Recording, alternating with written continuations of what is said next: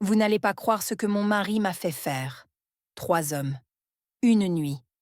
C'était censé être une blague, mais cela a failli tout détruire. C'était un vendredi soir, l'un de ces soirs où l'on a envie de se détendre, d'oublier le stress de la semaine et d'être avec la personne que l'on aime. Mon mari et moi étions en train de nous prélasser à la maison, de siroter du vin et de parler de choses et d'autres. Nous avions l'impression d'être dans une de ces soirées douillettes où rien d'important n'était censé se produire. Mais il a alors évoqué quelque chose qui m'a complètement prise au dépourvu. Il m'a demandé en toute décontraction si j'avais déjà pensé à être avec d'autres hommes. Au début, j'ai cru qu'il plaisantait. Alors j'ai ri, mais il a continué. Il ne posait pas la question à propos de n'importe quel homme. Il parlait spécifiquement des hommes noirs. 3 d'entre eux. Mon cœur s'est mis à battre la chamade. Et pas dans le bon sens du terme. Mon esprit n'arrivait pas à assimiler ce qu'il suggérait. Je veux dire, qui dit quelque chose comme ça? Je l'ai regardé fixement, attendant un signe qu'il se moquait de moi, mais son expression est restée la même, mortellement sérieuse.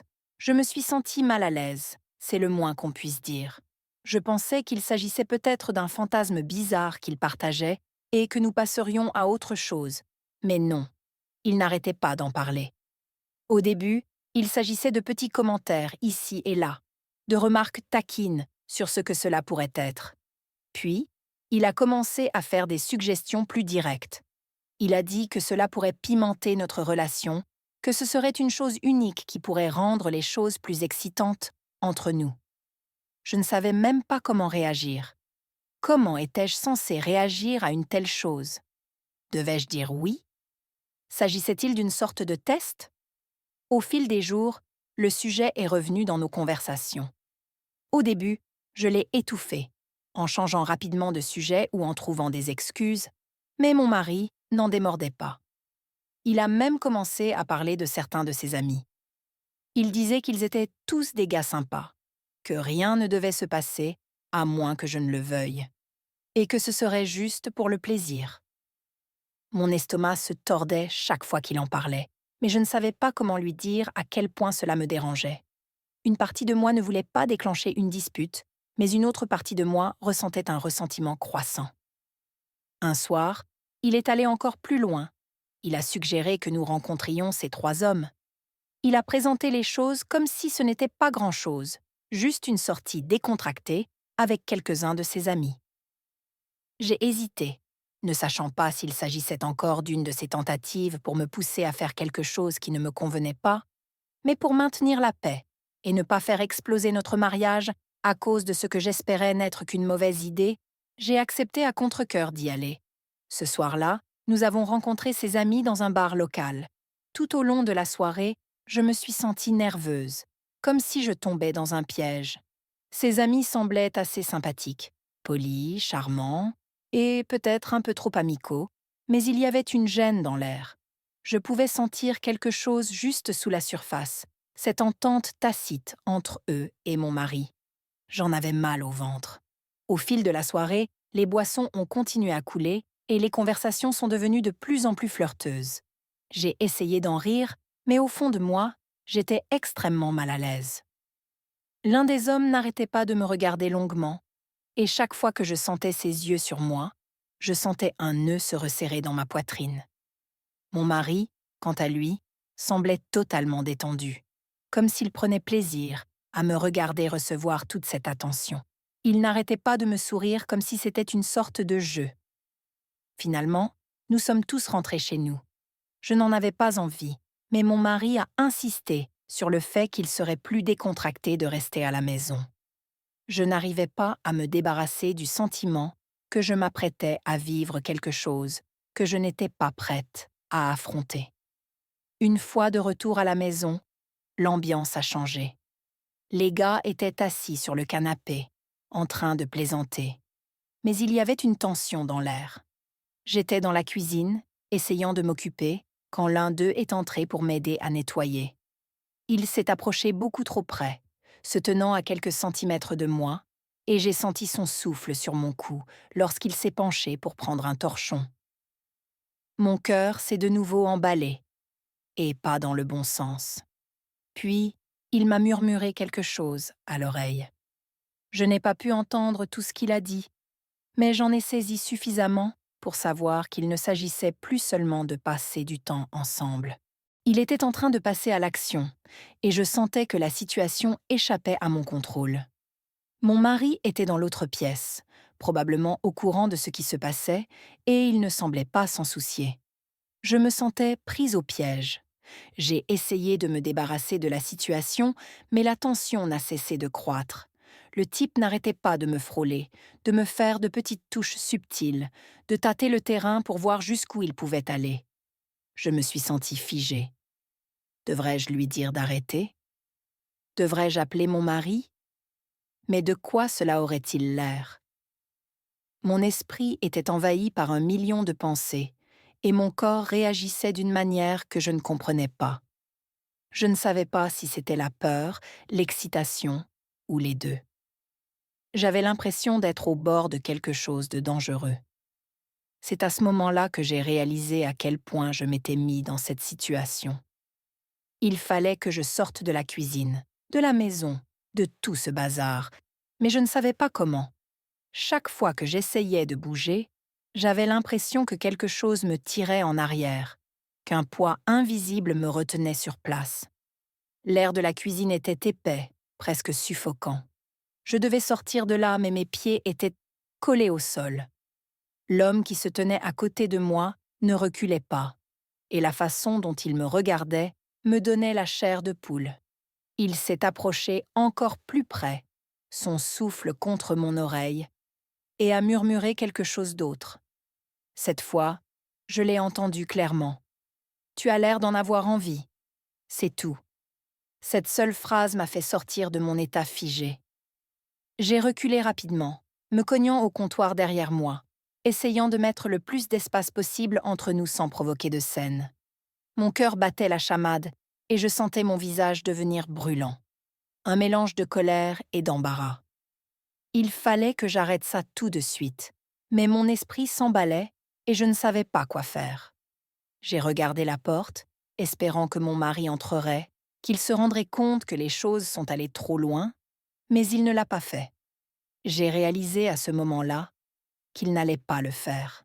C'est lui qui m'avait mise dans cette situation. J'étais seule.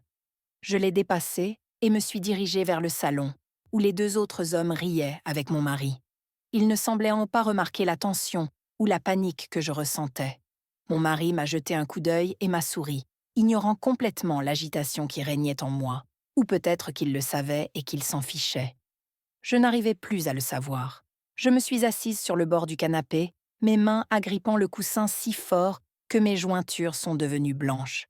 Je n'arrêtais pas de penser à ce qui venait de se passer dans la cuisine, à quel point les choses avaient failli franchir une ligne que je n'étais pas prête à franchir. Je voulais dire quelque chose, dire à mon mari que ce n'était pas amusant, que ce n'était pas excitant pour moi, mais je ne trouvais pas les mots. La nuit s'est éternisée, chaque instant semblant plus lourd que le précédent. Les hommes ont continué à boire, à rire, et mon mari a continué à jouer le jeu comme si tout était normal. Mais rien de tout cela n'était normal. Je n'arrêtais pas de repenser à ce moment dans la cuisine, à quel point j'avais failli perdre le contrôle de la situation. Cela m'effrayait, et plus encore, cela me mettait en colère. Comment mon mari avait-il pu me pousser à faire une chose pareille?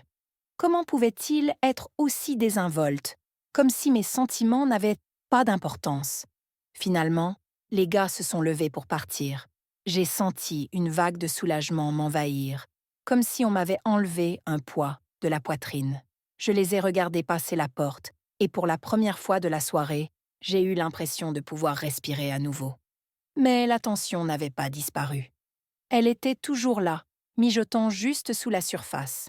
Après leur départ, je me suis tournée vers mon mari. Il souriait toujours, comme s'il venait d'organiser une soirée parfaite, mais je n'en pouvais plus. Il fallait que je dise quelque chose. « Qu'est-ce que c'était » ai-je demandé, la voix tremblante. « Qu'est-ce que tu veux dire » a-t-il répondu, l'air sincèrement confus, comme s'il n'avait aucune idée de ce dont je parlais. J'ai dit « ça » en faisant un signe vers la porte, où ses amis venaient de partir. Toute cette histoire, À quoi pensais-tu? Il a haussé les épaules, son attitude décontractée ne faisant que me rendre plus furieuse. C'était juste pour s'amuser. Tu n'étais pas obligé de faire quoi que ce soit que tu ne voulais pas faire. Je n'arrivais pas à croire ce que j'entendais. N'avait-il vraiment pas compris? S'amuser? Ai-je dit en haussant le ton. Tu appelles ça s'amuser? Tu m'as mise dans une situation où l'un de tes amis était sur moi, et tu es resté assis là comme si ce n'était pas grave. Le visage de mon mari a changé. Il a perdu son sourire et, pour la première fois de la soirée, j'ai vu une lueur d'espoir dans ses yeux. Mais il ne s'est pas excusé. Au lieu de cela, il s'est mis sur la défensive. « Je pensais que tu étais à fond dedans », a-t-il dit. « Tu n'as rien dit. Tu ne l'as pas arrêté. » Ce fut la goutte d'eau qui fit déborder le vase. Je ne pouvais plus me retenir. Parce que je ne savais pas comment faire. Je ne savais pas quoi faire. Tu es mon mari. Tu es censé me protéger, pas me mettre dans des situations comme ça. Nous nous sommes disputés pendant ce qui nous a semblé être des heures. Chaque fois que j'essayais d'expliquer à quel point j'avais été mal à l'aise, à quel point les choses avaient failli aller trop loin, il le balayait d'un revers de main. Il insistait sur le fait que ce n'était qu'un fantasme, que j'aurais pu l'arrêter à tout moment. Mais il ne comprenait pas. Il ne comprenait pas à quel point je m'étais sentie piégée, à quel point j'avais été impuissante à ce moment-là. Je tremblais lorsque la dispute s'est enfin terminée. Mon mari est parti en trombe dans la chambre à coucher, me laissant seule dans le salon. Je suis restée là, à regarder les verres de vin vides et les restes d'une nuit qui avait failli tout détruire. Je ne savais pas quoi faire ensuite. Je me sentais trahie, confuse et profondément blessée. Ce n'était pas ainsi qu'un mariage était censé se dérouler. Je suis restée assise dans le calme du salon, l'esprit en ébullition. Je ne pouvais pas me défaire de l'image de ce qui s'était passé dans la cuisine, à quel point tout avait failli devenir incontrôlable. La façon dont mon mari restait assis, riant nonchalamment avec ses amis, m'a retourné l'estomac. Comment pouvait-il ne pas voir le danger de ce qu'il faisait? Comment a-t-il pu me pousser à faire quelque chose d'aussi imprudent? Je ne pouvais plus supporter la tension qui régnait dans la pièce. Je me levai et me dirigeai vers la cuisine, espérant que le simple fait de nettoyer m'aiderait à me calmer. Je ramassai les verres de vin, essayant de me concentrer sur cette tâche banale, mais mes mains tremblaient et mon cœur battait encore la chamade. Je repassais la soirée dans ma tête, morceau par morceau. La façon dont il m'avait demandé de l'accompagner, la façon dont ses amis m'avaient regardé, comme si j'étais quelque chose qu'il pouvait prendre s'il le voulait. Et puis le moment dans la cuisine, la façon dont cet homme s'était penché, chuchotant des choses qui me donnaient la chair de poule. Je me suis sentie piégée, acculée. C'était comme si j'avais été figée, incapable de bouger ou de parler. Je me suis détestée de ne pas lui avoir tenu tête plus tôt, d'avoir laissé les choses aller aussi loin. J'ai fini de faire la vaisselle et j'ai regardé l'obscurité par la fenêtre. La maison était calme maintenant, mais elle ne semblait pas paisible. Elle était vide, froide. Je savais que je ne pouvais pas laisser passer ça. Quelque chose avait changé entre mon mari et moi, quelque chose qui ne pouvait pas être ignoré ou balayé sous le tapis. Il avait franchi une ligne et il n'était plus possible de revenir en arrière.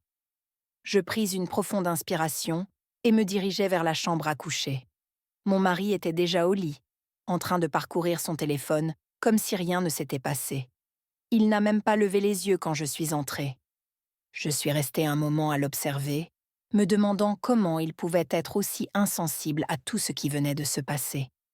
Comment pouvait-il être aussi aveugle à la douleur et à la confusion qu'il avait causée? Finalement, je n'ai plus pu me retenir. « Il faut qu'on parle », ai-je dit, d'une voix calme mais ferme. Il a levé les yeux vers moi, haussant un sourcil. « À propos de quoi ?» demanda-t-il, comme s'il ne le savait pas déjà. « De ce soir », dis-je en m'asseyant sur le bord du lit. « De ce que tu as fait. » Il soupire et pose son téléphone. « Je te l'ai déjà dit, c'était juste pour s'amuser. Tu n'avais pas à faire quoi que ce soit que tu ne voulais pas faire. » Je secoue la tête, sentant la colère monter à nouveau en moi. Tu ne comprends pas.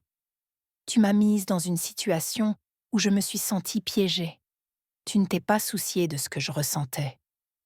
Tu étais trop occupée à essayer de vivre un fantasme et tu ne t'es pas arrêtée pour penser à ce que cela me faisait. Il fronce les sourcils et se redresse un peu. Je pensais que tu étais d'accord. Tu n'as pas dit non. Je ne savais pas comment faire. J'ai craqué. Les mots sont sortis avant que je ne puisse les arrêter. Je ne savais pas comment dire non sans tout gâcher, sans rendre les choses encore plus gênantes. Je te faisais confiance pour me protéger, pour veiller sur moi, et au lieu de cela, tu m'as mise dans une position où j'ai failli faire quelque chose que je regretterais pour le reste de ma vie. Il a détourné le regard, l'expression indéchiffrable.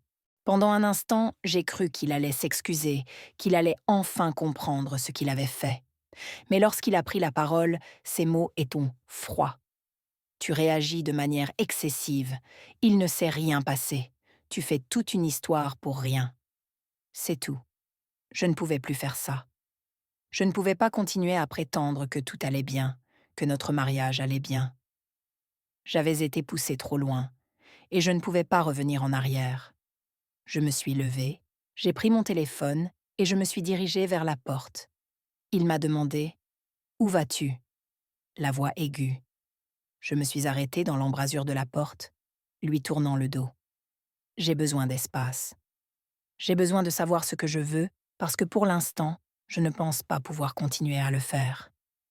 Il n'a rien dit et je ne me suis pas retournée. Je suis sortie de la chambre, j'ai traversé le couloir et j'ai franchi la porte d'entrée, pénétrant dans l'air frais de la nuit. Alors que je restais là, à respirer profondément pour me calmer, j'ai réalisé quelque chose. J'avais été tellement concentrée sur ce qu'il voulait, sur le fait d'essayer de lui plaire, que j'avais complètement perdu de vue ce dont j'avais besoin, ce que je méritais. Je n'allais pas laisser cela se reproduire. En descendant la rue, en m'éloignant de la maison, j'ai ressenti un étrange sentiment de soulagement. Je ne savais pas ce que l'avenir me réservait, mais j'étais sûre d'une chose. J'en avais assez d'être bousculée. J'en avais assez d'être piégée dans le jeu de quelqu'un d'autre. Désormais, j'allais prendre le contrôle de ma vie, de mes choix, et plus personne ne me forcerait à faire quelque chose que je ne voulais pas. Plus jamais.